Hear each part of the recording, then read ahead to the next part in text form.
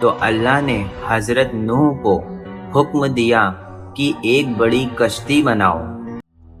السلام علیکم دوستو، آج کی ویڈیو میں ہم بات کرنے والے ہیں ایک ایسے واقعے کی جو انسانی تاریخ کے سب سے بڑے واقعات میں سے ایک ہے۔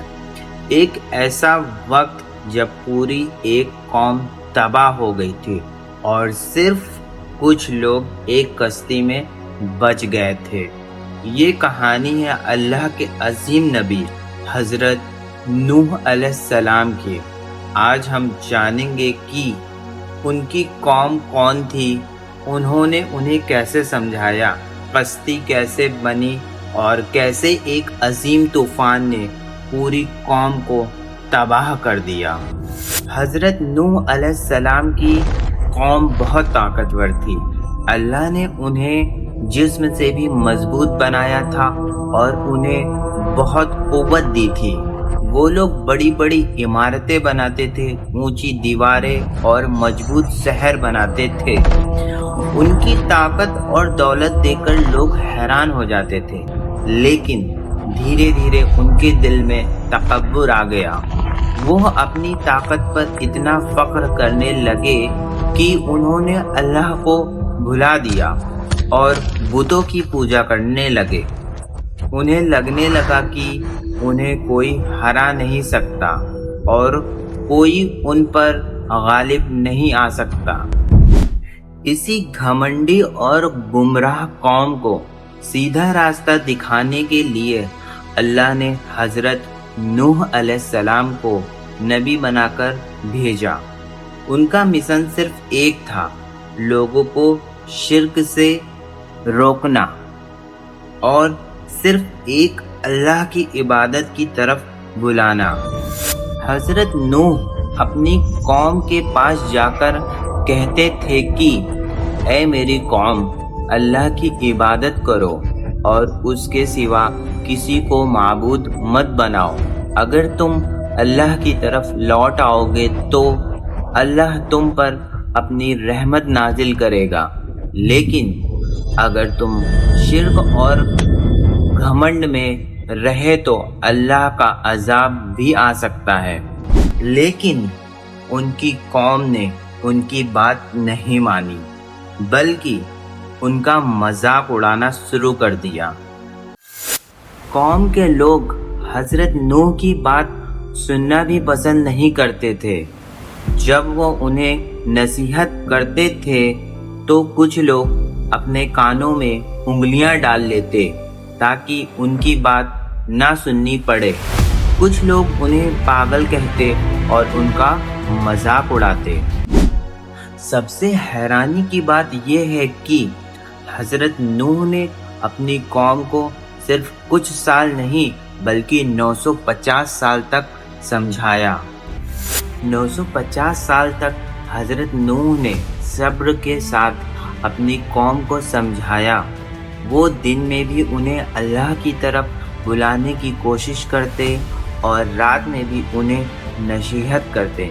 کبھی چپکے سے لوگوں کو سمجھاتے اور کبھی سب کے سامنے انہیں حق بتاتے، لیکن پھر بھی زیادہ تر لوگ ایمان نہیں لائے۔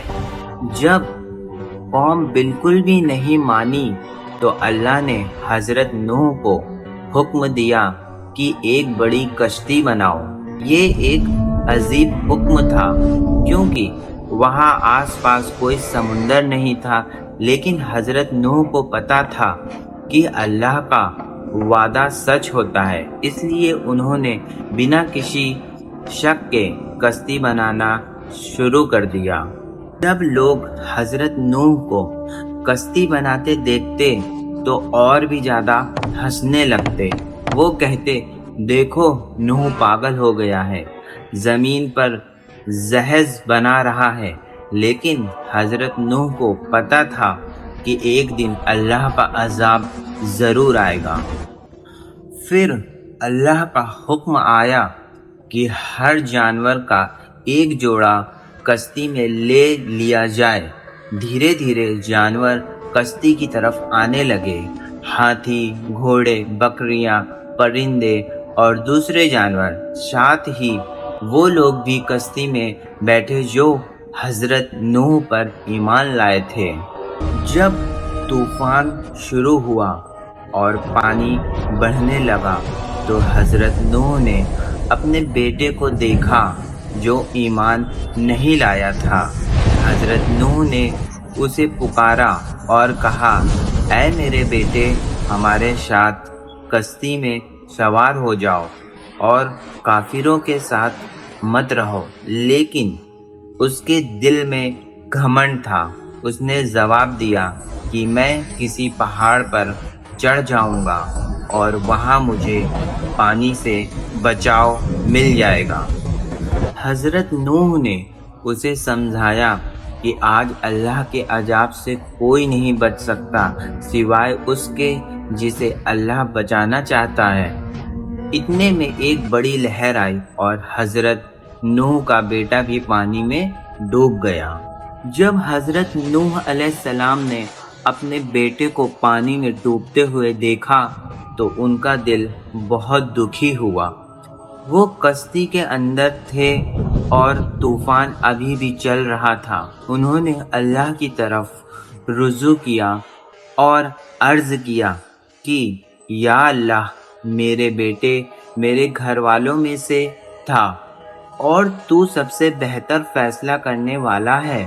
تب اللہ نے حضرت نوح کو سمجھایا کہ وہ تمہارے گھر والوں میں سے نہیں ہے، کیونکہ اس نے ایمان کا راستہ نہیں اپنایا۔ یہ سن کر حضرت نوح نے اللہ سے معافی مانگی اور اس کے فیصلوں کو قبول کر لیا۔ اس کے بعد اللہ نے حضرت نوح اور ان کے ساتھ ایمان لانے والوں پر اپنی رحمت نازل کی اور ان کی نسل کو زمین پر پھیلا دیا۔ ان کے ایمان لانے والے بیٹوں کی نسلوں سے آگے چل کر انسانیت پھر سے زمین پر آباد ہوئی۔ کافی دنوں کے بعد پانی کم ہوا اور حضرت نوح کی کشتی ایک پہاڑ پر رک گئی۔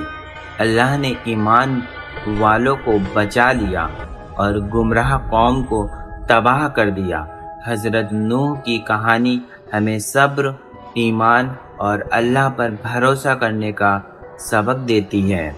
دوستو، اگر آپ کو حضرت نوح علیہ السلام کی یہ کہانی پسند آئی ہو تو ویڈیو کو لائک کریں اور چینل کو سبسکرائب کرنا نہ بھولیں۔ انشاءاللہ ایسی ہی اور اسلامک ہسٹوری کی کہانیاں ہم آپ کے لیے لاتے رہیں گے۔ تب تک کے لیے اللہ حافظ۔